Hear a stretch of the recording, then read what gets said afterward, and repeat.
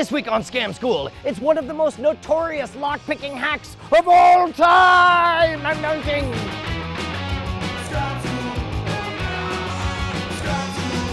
This episode of Scam School brought to you by Domain.com.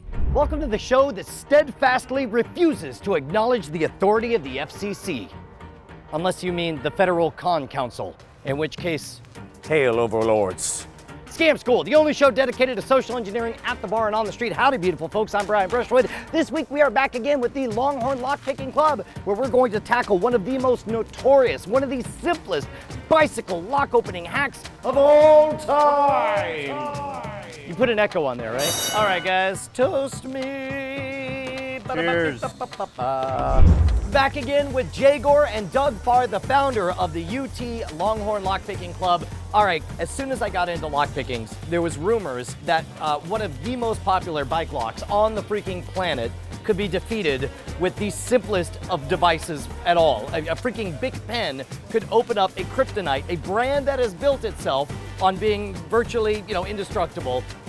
Are the rumors true? Yeah, the rumors are absolutely true, and it's something that's been highly publicized, I think, in a lot of media and movies. How did this come across? Like someone just figured it out one day? They're like, what's the dumbest thing I could stick in this lock? A pen. Oh my God, it worked. I think it started with a toilet paper roll, actually. They just tied it up really tight and noticed that if you stick it into a lock and start turning, the pins actually push their way into the material of this toilet paper roll. I believe it was someone from the Open Organization of Lockpickers, another hobbyist group, who discovered this and publicized it. So talk me through, first of all, this is the kind of circular locks that you see like on vending machines or in security lock boxes. Sure. Yeah, so this is officially called a tubular lock, and it's just like a normal lock, except instead of having the pins arranged linearly in a row, we have them circularly. So you'll notice if you look down in that keyway, there are 7 pins sticking out towards you. Oh yeah, you can definitely see that. Just like in a typical door lock or home lock, the same concept, except instead of sticking the key in, hitting the pins one by one as it goes down the line,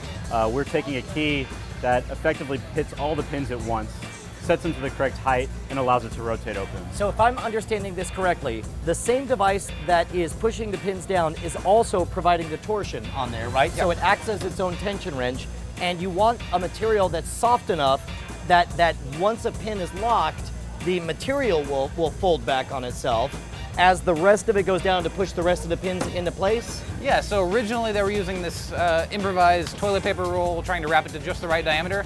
Someone eventually noticed that if you take a normal plastic Bic pen, pull off the cap here and pull out the ink cartridge, this diameter is almost perfect to fit these locks. This must have exploded. Word got on the street, everyone covered it. How quickly did the bicycle companies move to correct this?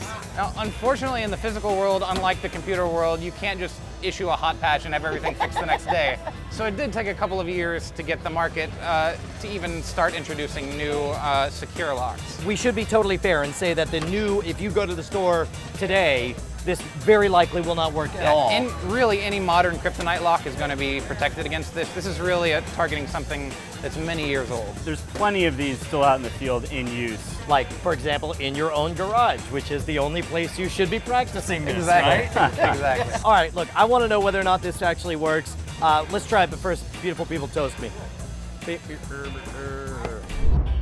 Welcome to Domain.com. This is Domain.com. Welcome.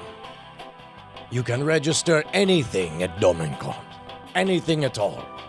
The only limit is yourself. Yes, this is Domain.com. This is Domain.com, and welcome to you who have come to Domain.com. You can do anything at Domain.com.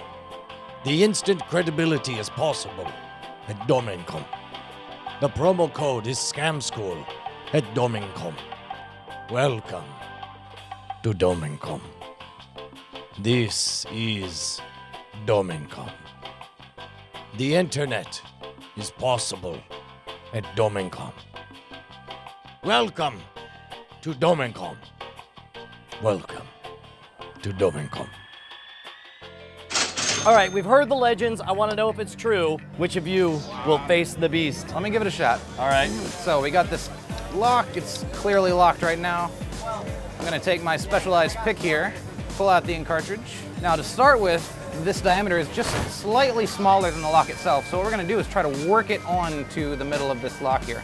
So I'm gonna kind of go in a circular motion, stretching out the plastic of the lock. Now, once we get it a little bit secured onto the lock, we're gonna hold a turning force the same way we'd turn like a tension wrench in normal picking. What that's gonna do is it's gonna bind up the pins inside there. So I got my slight turning force.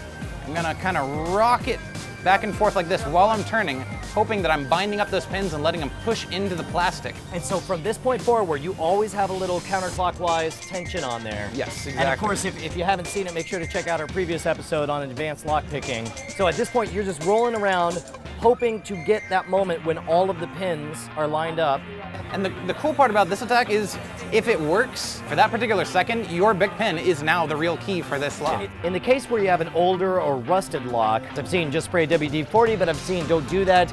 It'll damage the lock. What you want to do is put like graphite in there. Do you guys have a preference? Yeah, so WD-40 is sort of a no-no in locks. You can do it once, but then sort of expect to throw that lock away because it'll get gunked up to hell afterwards.